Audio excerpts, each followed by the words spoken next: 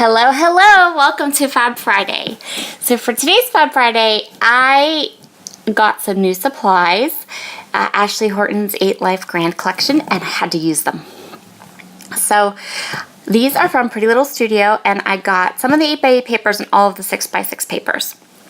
So what I decided to do today was to show you how to create a background when you want to use a lot of bright, bold patterns on your paper, but you don't want to use a lot of the paper because you only have a little bit and it's only in 6x6. So what I've done here is I went ahead and I cut all these strips of all these gorgeous different patterns into strips that were 1 inch by 3 inches. And then I inked them all up with my Hickory Smoke Distress ink. And now I'm going to create a border down the side of my page. It's going to be a staggered border, and it's going to be with all of these little strips of paper. I used my T-Scrub ruler to keep everything straight, and so that everything had the same distance between them, but lots of patterns. I used lots and lots of different patterns, and I love this technique. It would be great to use for scraps. It's great to use with collections like this from Pretty Little Studio where the papers aren't 12 by 12, and there's lots and lots of fun patterns and you just want to like mix them all up. This is a really great technique. So I'm just going to go ahead and finish this little border, and then I'm going to flip it over and I'm going to trim off the top and the bottom. And for me, I throw those scraps away because if they have glue on the back of them only. If they don't, then I keep them. But if they have glue on the back of them, then I throw them away. So I want to mat my photo, and initially I thought I was going to mat it in this navy blue cardstock, but I put the photo over the navy blue cardstock and was like, blick. I don't like that at all.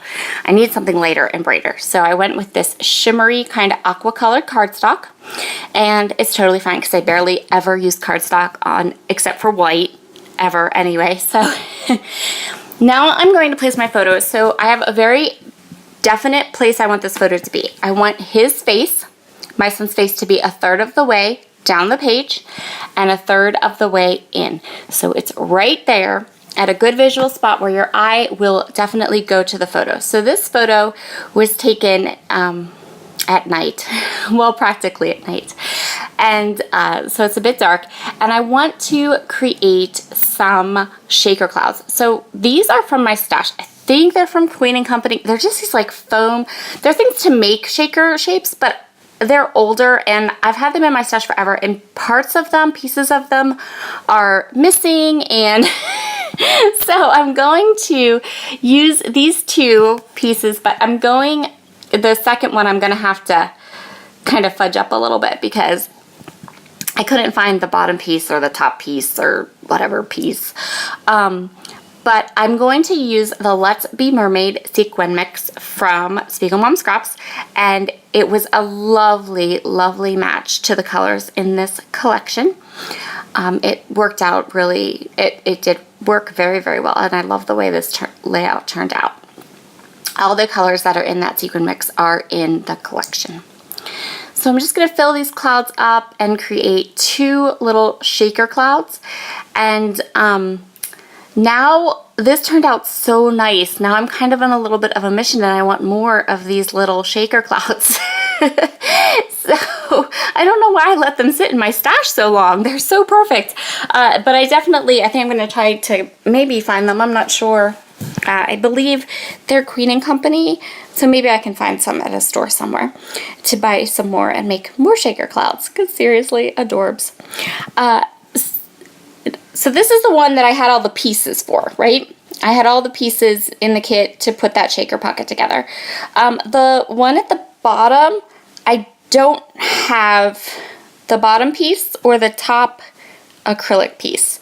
So I'm going to get this straight onto my layout, and I'm going to add some felt clouds from the Spiegelmom Scraps shop around the shaker clouds, and then I'm going to work on that bottom one. And I'm going to have to do some doctoring to that bottom one. And I actually like my doctored cloud better than the one that came with the kit because the top one, that it has a film on it. There's like a film on the shaker pocket, and I don't know if you can take it off or not, but it wouldn't come off for me at all. So what I did for that bottom one was I'm cutting a piece of packaging now. I put some white cardstock behind the cloud, and I'm just going to cut a piece of packaging from I keep a stack of packaging, leftover packaging that I use for mostly like mixed media and packaging technique and stuff, but for this, we're going to use it for shaker pockets. So I'm going to go ahead and I'm going to pop my sequins into this second little cloud shape, and then I'm going to take the sticky top off, and then I'm going to place the packaging on top to create my own little shaker pocket, and then I cut around it.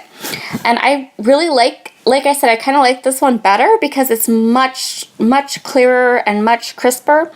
That top one is, I don't know. I kept thinking there must be a film on it, you know, like the acrylic pieces, except that there wasn't. And if there was, I couldn't get it off no matter how hard I tried. So, now I'm just placing my felt clouds around my shaker clouds, and aren't those shaker clouds adorable? Oh, they're so cute. And I decided that I want to add just a little bit of accent sequins to my 3 little areas of embellishment I've chosen here. So I'm just going to kind of sprinkle them around as you would with enamel dots. And now I'm going to work on my title. So my title is going to use this sticker, which is from the Ain't Life Grand Collection by Pretty Little Studio. And then I'm going to use that die cut, which is also from that collection. All the products are from that Ain't Life Grand Collection from Pretty Little Studio, because it came in the mail and I was like, oh, I want to work with this next. I want to work with it right now. So I did. Sometimes that happens. I was very inspired and loving these colors. So I'm moving my page because I realized that you're having a hard time seeing it. It's kind of cut off at the bottom. The only problem is that when you do that, it glared. It was awful glare. So I'm sorry for the glare. I apologize. I added my date and I fudged up the stamping really badly, so I grabbed a pen and wrote the date in. And now I'm just going to add some more clouds because you know what? You can never have too many clouds. I really don't think that you can. And then I'm also going to add, I think I do the clouds, and then I added something else too, a camera. And then after I turned my camera off, I had this layout sitting on my table, and I knew I wanted to do journaling, but I don't know, journaling and me, I have to be like motivated. I don't mind my handwriting. I know that's a problem with a lot of people. They don't like their handwriting. I like my handwriting. My handwriting doesn't bother me. I'm redundant. I'm not good at writing. Like I don't know. It's not something I'm good at. I always think my journaling sounds silly or something. I don't have that gift of knowing words or putting words together. Anyway, that's my journaling rant. But after I walked away from this layout, I came back, and if you look at the close-ups and on my blog, you'll see the journaling. I put it there below the date stamp. So that will complete this layout, and I hope you have enjoyed today's Fab Friday, and I hope you enjoyed my shaker clouds. Have a great day. Bye.